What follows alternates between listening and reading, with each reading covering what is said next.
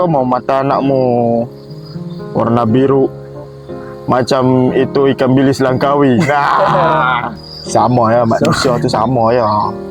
Cuma orang kata beza Semenanjung dengan Sabah ni. Dari segi orang kata budaya. Dari orang kata rupa kan. Melayu ni dia ada pattern muka dah. Macam Okey lah, nak tengok betul-betul pattern muka orang Melayu asli dekat Malaysia ni. kat Perak. Bukan? Kalau nak tengok betul-betul muka orang Melayu dekat Malaysia ni, yang betul-betul Melayu lah kan. Kan tengok Sultan Kedah.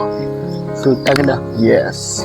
Sebab kalau hang tengok balik dia punya aliran keturunan dia, tak ada campuran langsung.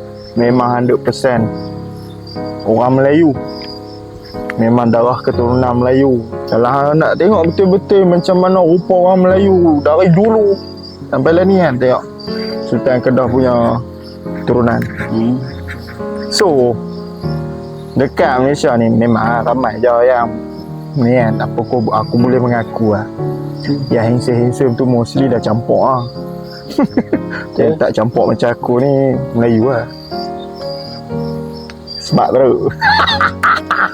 So kita tambah yang tadi lah, aku just macam yalah, aku nak ubah perspektif family aku yang sebab aku kan orang Melayu tak mau.